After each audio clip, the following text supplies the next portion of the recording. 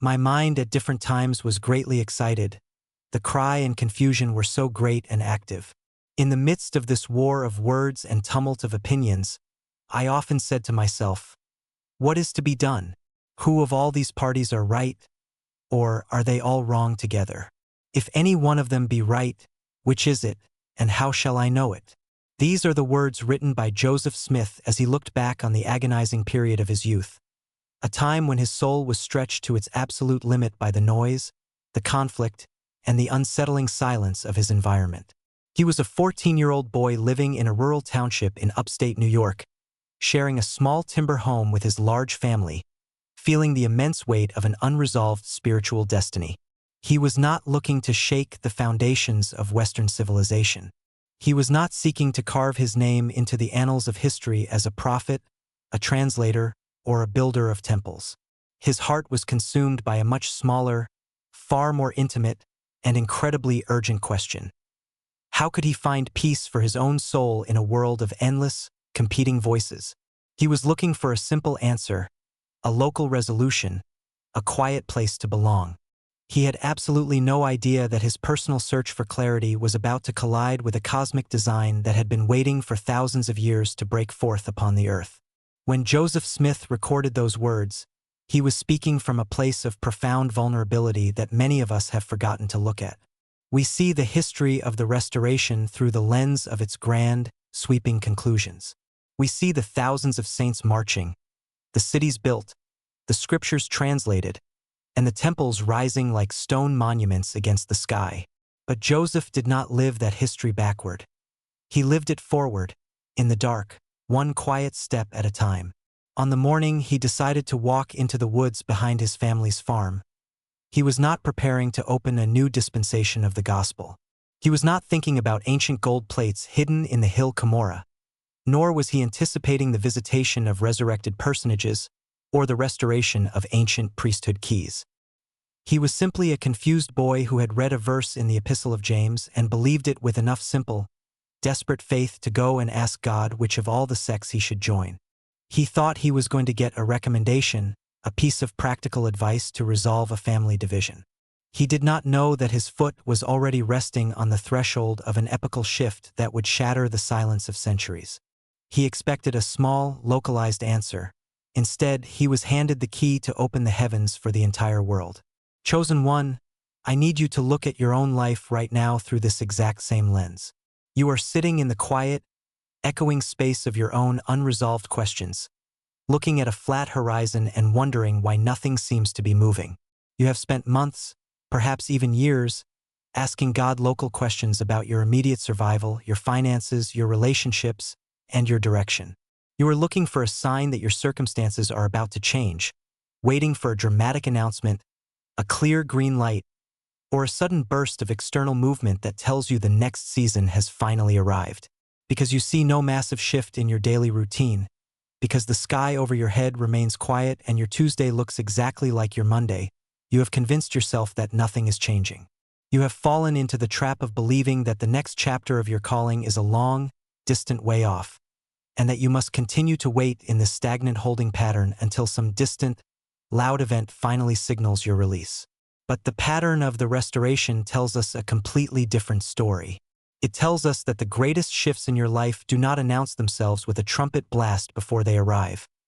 They steal into your life in the middle of your ordinary, heavy, and seemingly mundane questions. The enemy of your soul has been whispering a very specific lie to you during this quiet season of your life. He has been telling you that your preparation has stalled, that you have been bypassed, and that if God were actually planning to do something significant through you, your path would be far more obvious by now.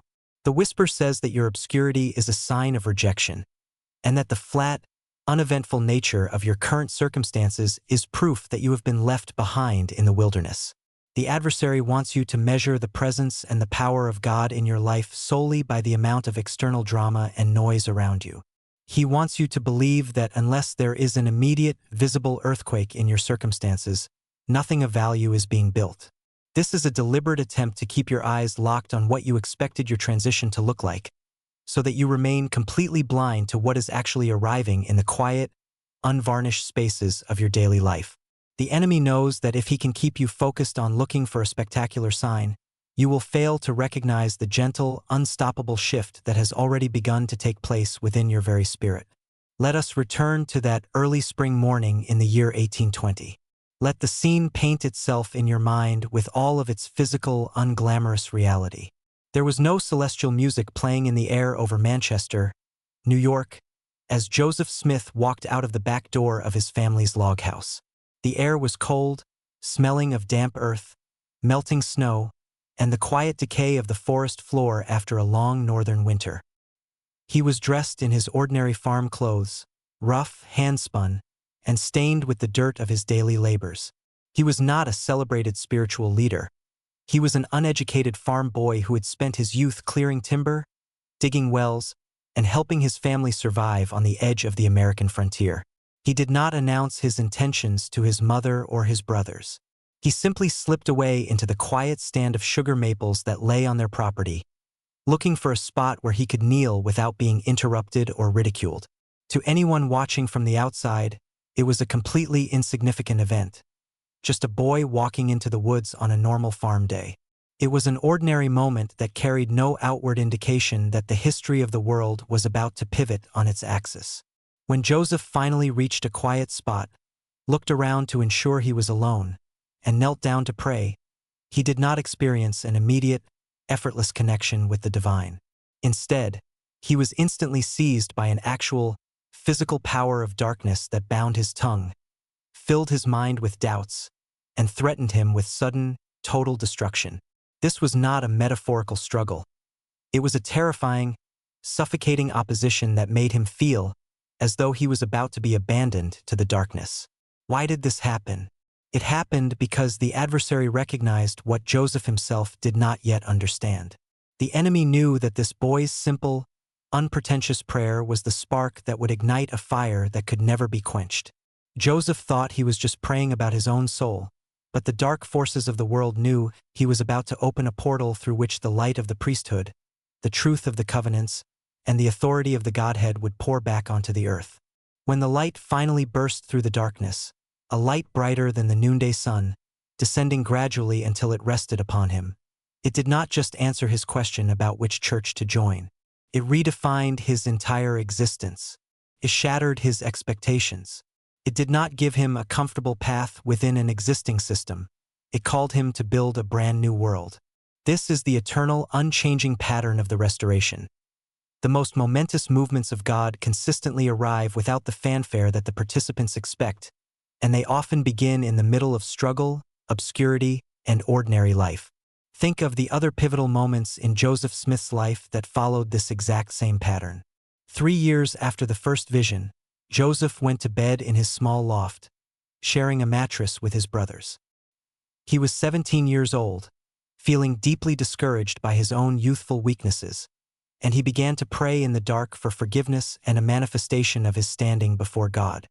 He was not expecting an angel to appear in his room.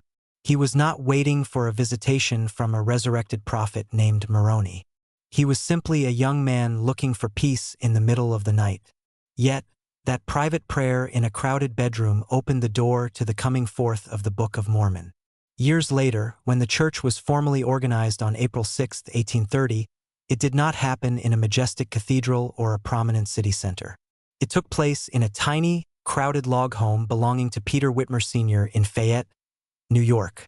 There were only about 30 people present, and only 6 men signed the official papers. To the surrounding world, it was an entirely negligible gathering of rural farmers. To the heavens, it was the formal restoration of the kingdom of God on earth, an event that had been seen in vision by ancient prophets since the world began. Even the most sacred, transformative ordinances of the restoration were introduced in settings that seemed completely ordinary, even crude, to the natural eye. When Joseph Smith first administered the sacred temple endowment to a select group of faithful elders in May of 1842, it did not take place in a finished, glistening temple of stone. The Nauvoo Temple was still under construction, its walls only partially built. Joseph was forced to adapt the upper room of his red brick store, a place where dry goods, bolts of cloth, barrels of flour, and kitchen utensils were sold every day. He had the room cleared, arranged with canvas partitions to represent the different stages of the spiritual journey. And there, surrounded by the physical evidence of frontier commerce, he opened the ancient, eternal channels of power for his closest associates. God did not wait for the perfect, pristine environment to manifest his glory. He brought the highest realities of eternity into the middle of the everyday spaces where his children were working, struggling, and waiting. If you are waiting for your circumstances to become perfectly aligned, silent, and dignified before you believe God can launch your next chapter, you are misreading the entire history of the restoration.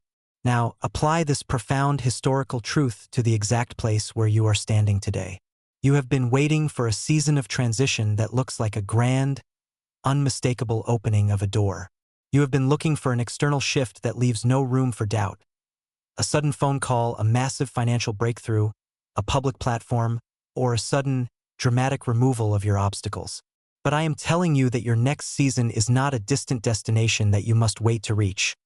It is a reality that is already arriving in the quiet, subtle adjustments that are taking place in your heart right now. The deep, restless ache you have been carrying, the way your old patterns of comfort no longer satisfy you, the sudden closed doors that have forced you into moments of deep, personal reflection. These are not signs of stagnation. They are the initial, quiet movements of a brand new dispensation in your life. God is shifting the tectonic plates of your destiny beneath the surface, far beyond the reach of your physical senses.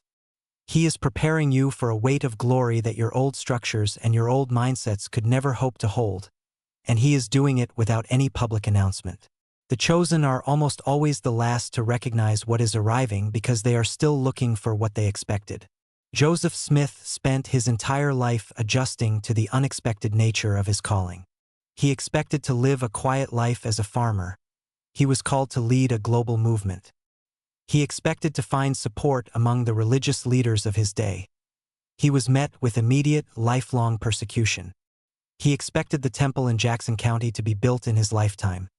He was forced to flee from place to place, building cities and temples only to watch them be abandoned or destroyed.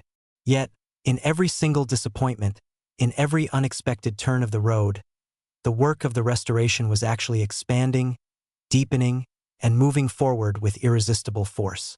Your personal restoration is following this exact same path. The doors that have closed in your face, the plans that have fallen apart, and the long, quiet delays that have made you question your own calling were not failures. They were the deliberate, necessary interventions of a loving Father who was dismantling your small, localized expectations so that he could build something of eternal, cosmic significance through your life.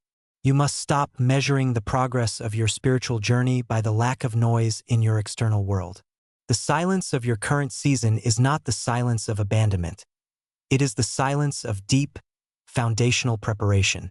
When the stone is being quarried for the temple, the noise of the chiseling and the breaking happens deep in the earth, far away from the site where the temple will eventually stand. By the time the stones are brought to the sacred ground, they fit together in silence, without the sound of an iron tool. This is what God is doing with you. He is chiseling you in the quiet, preparing your character, refining your faith, and testing your endurance in the hidden spaces of your life so that when your shift finally manifests, it will be seamless, solid, and unshakable. You are not being kept in the dark as a punishment. You are being prepared in the dark because the light that is about to break through your life is too intense to be rushed.